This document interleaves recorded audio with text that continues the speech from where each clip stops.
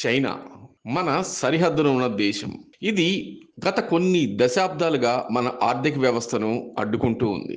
అంతేకాదు మన శత్రు దేశాలైన పాకిస్తాన్ తోటి, అలాగే మనకి మిత్ర దేశంగా ఉంటూ శత్రు దేశంగా వ్యవహరిస్తున్నటువంటి అమెరికా తోటి అనేక సంబంధ బాంధవ్యాలు నడిపిస్తూనే మన ప్రగతిని అడ్డుకుంటూ ఉన్నాయి.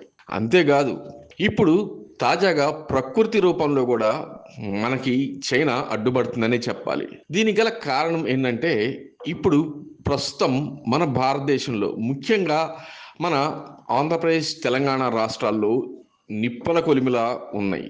ఇది రెండో సమ్మర్ సీజనా అని అనిపించేంతగా ఎండలు మండిపోతున్నాయి. ఒక పక్క ఋతుపవనాలు అతి త్వరగా వచ్చేసాయని చెప్పి సంకలు గుద్దుకున్న సమయంలోనే ఎల్లినో ప్రభావంతో అటు ఇరాన్, ఇజ్రాయెల్, అమెరికా వార్ నేపథ్యంలో అనేక బ్లాస్టింగ్లు దాదాపు 3 నెలల పాటు జరిగాయి.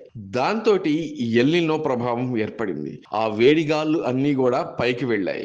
దాంతో సూర్యుడి నుంచి వచ్చే సూర్యరశ్మి మరింత తీవ్రతరమైంది. ఎందుకంటే ఇరాన్కి మనకు దాదాపు 2730 కిలోమీటర్ల దూరం మాత్రమే ఉంది. ఆ ప్రభావం ఖచ్చితంగా మన భారతదేశం మీద పడుతూనే ఉంది. అయితే ఇప్పుడు తాజాగా ఆ వేడిగాళ్ళు ఎలా రా బాబు అని ఆలోచిస్తూ ఉంటే ఇప్పుడు బావి తుఫాన్ చైనాలో మన ఋతుపవనాలకి రావాల్సిన తేమనంతా కూడా లాక్కపోతుంది. ఈ పాటికి బంగాళాఖాతంలో కనీసం 2-3 అల్పపీడనాలు, ఒక వాయుగుండం పడాల్సి ఉంది. అయితే ఋతుపవనాలు సరైన సమయంలో వచ్చినా గానీ ఎల్నినో ప్రభావంతో అవి పలుచబట్టం, అలాగే అవి మళ్ళా పుంజుకుంటున్నాయి అన్న సమయంలో అక్కడ బావి తుఫాన్ ఏదైతే ఏర్పడిందో మన తేమగాలులన్నీ కూడా అటు చైనా లాక్కుపోతుంది. దాంతో అక్కడ వర్షపాతం మెందయ్యే అవకాశం లేకపోలేదు. ఇటువైపు చూస్తే ఈ వారం అంతా కూడా తెలంగాణ అంటే దాదాపు 20వ తారీఖు దాకా తెలంగాణ, ఆంధ్రప్రదేశ్ రాష్ట్రాల్లో ఈ మండుటెండలు తప్పేట్టుగా లేవు. దీని తర్వాత అల్పపీడనం గనక ఏర్పడితే అది కేవలం ఉత్తరాంధ్రకి మాత్రమే పరిమితయ్యే అవకాశం ఉంది. మిగతా జిల్లాలు అయితే మండిపోయే అవకాశం లేకపోలేదు. దీనికి మన తప్పు కూడా ఉంది. మన వాళ్ళు ఎప్పటి నుంచో కూడా ఇంకుడు గుంటలు తవ్వండి, అలాగే భూగర్భ జలాలు పెంచండి, చెట్లను పెంచండి అంటే కనీసం మనం పట్టించుకోరు.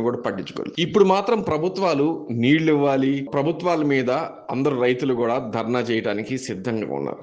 మనవంతు మనం చేయకుండా ప్రభుత్వాలు నిందిస్తే ప్రభుత్వాలు మాత్రం ఏం చేస్తాయి? ఈ మార్పు అందరిలో రావాల్సి ఉంది. సో ఇప్పటికైనా కానీ మనం మొక్కలు నాటితే అవి కొన్ని సంవత్సరాల తర్వాత ఇలాంటి ప్రభావితం గనక ఏమన్నా ఉంటే కనీసం వర్షాలు పడే అవకాశం లేకపోలేదు.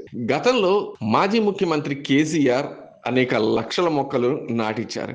ఆ ప్రభావంతో తెలంగాణ ప్రాంతం వర్షపాతం విషయంలో మంచి మెరుగైన స్థితిని పొందిందని చెప్పాలి. అలా గనక ఆంధ్రప్రదేశ్లో కానీ తెలంగాణలో కానీ చేసుకుంటే మన 2 తెలుగు రాష్ట్రాలు కూడా ఇలాంటి సంక్షోభాలు వచ్చినప్పుడు ఎదుర్కొనే అవకాశం, అలాగే ఇంకుడు గుంతలు గనక తీస్తే గ్రౌండ్ లెవెల్ వాటర్ పెరిగే అవకాశం లేకపోలేదు. ఏదేమైనా కానీ చైనా ప్రకృతి రూపంలో మళ్ళా మనకి ఓ దెబ్బేసిందని చెప్పాలి.